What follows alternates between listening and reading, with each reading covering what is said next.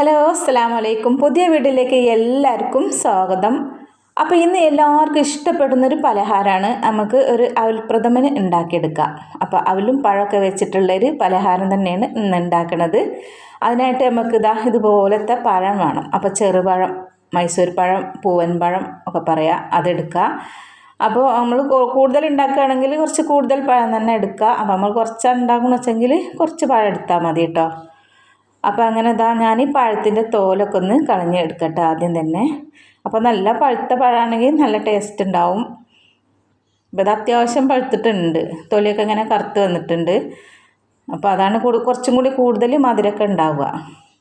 പഴുക്കാത്ത പഴമാകുമ്പോൾ അതിൻ്റേതായിട്ടുള്ളൊരു ടേസ്റ്റേ ഉണ്ടാവുള്ളൂ.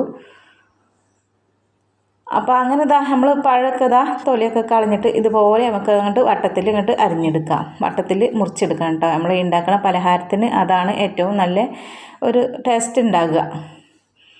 അപ്പോൾ അങ്ങനെ പഴമൊക്കെ ഞാൻ മുറിച്ചെടുക്കട്ടെ.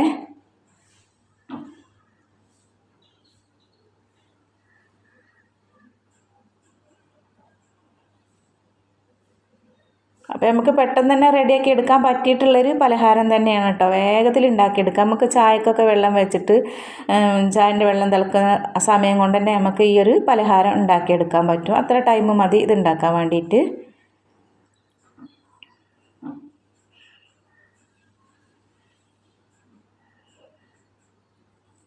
അങ്ങനെ ഇപ്പോൾ ഞാൻ പഴമൊക്കെ ഇതുപോലെ അങ്ങോട്ട് മുറിച്ചെടുത്തിട്ടുണ്ട്. ഇനി നമുക്ക് ആദ്യം തന്നെ ഒരു പാൻ അങ്ങോട്ട് വെച്ച് കൊടുത്തിട്ട് അതിൽ കുറച്ച് നെയ്യ് അങ്ങോട്ട് ഒഴിച്ചു കൊടുക്കുക. അപ്പോൾ നെയ്യിൽ തന്നെ ഉണ്ടാക്കാൻ നോക്കുക. നെയ്യിൽ ഉണ്ടാക്കുമ്പോഴാണ് നല്ല ഒരു രസം കിട്ടുള്ളൂ ഈ ഒരു പലഹാരത്തിന്. അപ്പോൾ നെയ്യ് കുറച്ച് ഒഴിച്ച് കൊടുത്തിട്ട് പിന്നെ നമുക്ക് നെയ്യ് ചൂടായി വന്നതിന് ശേഷം നമുക്ക് ഇതിലേക്ക് കുറച്ച് അണ്ടിപ്പരിപ്പും മുന്തിരിയൊക്കെ ഉണ്ട് കേട്ടോ വറുത്തെടുക്കാൻ.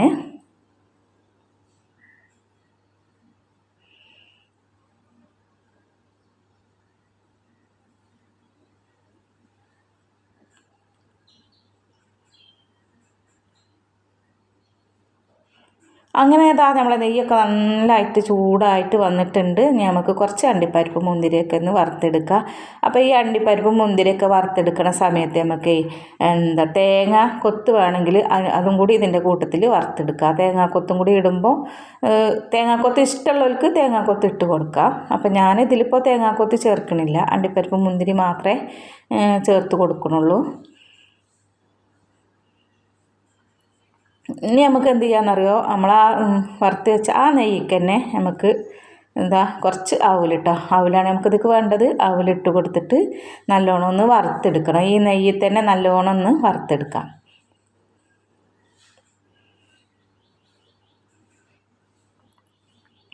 അപ്പോൾ തീ നന്നായിട്ട് കുറച്ചിട്ട് വേണം നമ്മൾ അവലൊക്കെ വറുത്തെടുക്കുമ്പോൾ, അല്ലെങ്കിൽ അവൽ പെട്ടെന്ന് തന്നെ കരിഞ്ഞു പോവും. അങ്ങനെ നമ്മളെ അവലും അവിടെ വറുത്ത് എടുത്തിട്ടുണ്ട് കേട്ടോ. ഇനി നമുക്ക് എന്ത് ചെയ്യാന്ന് ആ ഒരു പാൻ തന്നെ നമുക്ക് പിന്നെ അടുത്തതായിട്ട് വെച്ച് കൊടുക്കുക. അവലൊക്കെ വറുത്ത് ഞാൻ മാറ്റി വെച്ചിട്ടുണ്ട്. ഇനി നമുക്ക് അതിൽ തന്നെ കുറച്ച് ശർക്കര ഉരുക്കിയെടുക്കണം. അപ്പോൾ ശർക്കര ഞാനൊന്ന് പൊടിച്ചെടുത്തിട്ടാണ് ഉരുക്കിയെടുക്കുന്നത്, പെട്ടെന്ന് ഉരുക്കി കിട്ടാൻ വേണ്ടിയിട്ടാണ്. അപ്പോൾ അങ്ങനെ ശർക്കരയും കൂടി ഉരുക്കിയെടുക്കാം.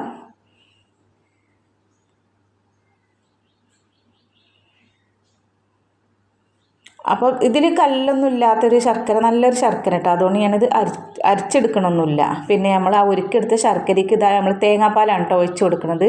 അപ്പോൾ തേങ്ങാപ്പാൽ തന്നെ ഒഴിച്ച് കൊടുക്കുക.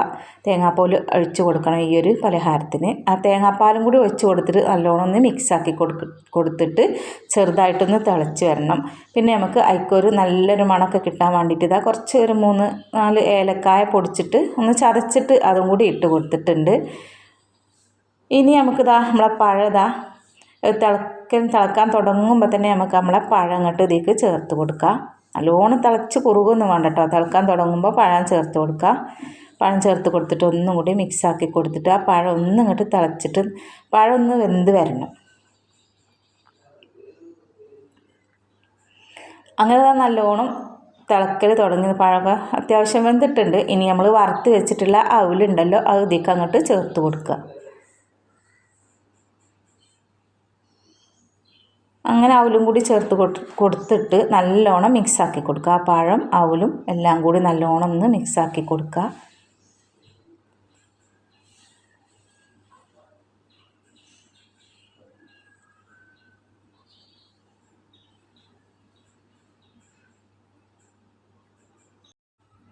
അപ്പോൾ ഈ ഒരു ലൂസിൽ വേണ്ടവർക്ക് ഇപ്പോൾ നമുക്ക് തീയൊക്കെ ഓഫാക്കി കൊടുക്കട്ടോ. അപ്പോൾ കുറച്ചും കൂടി കട്ടി വേണമെന്നുണ്ടെങ്കിൽ ഒരു മിനിറ്റോ 1-2 മിനിറ്റൊക്കെ ഒന്നും കൂടി ഇളക്കി കൊടുത്താൽ മതി. അപ്പോൾ കുറച്ചും കൂടി കട്ടി കിട്ടും. പിന്നെ അതാ നമ്മൾ വറുത്ത് വെച്ചിട്ടുള്ള അണ്ടിപ്പരിപ്പും മുന്തിരിയും കൂടി ഇതിലേക്ക് അങ്ങോട്ട് ചേർത്ത് കൊടുക്കുക.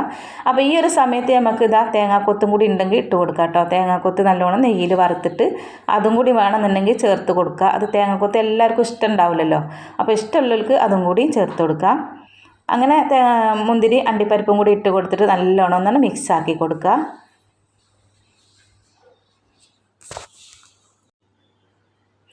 അങ്ങനെ നമുക്ക് പെട്ടെന്ന് റെഡിയാക്കി എടുക്കാൻ പറ്റിയിട്ടുള്ളൊരു നമ്മളെ അവിൽ പ്രഥമൻ ഇവിടെ റെഡി ആയിട്ടുണ്ട് കേട്ടോ.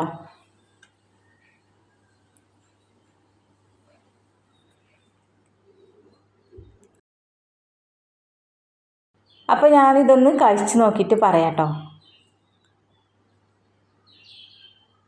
സൂപ്പർ.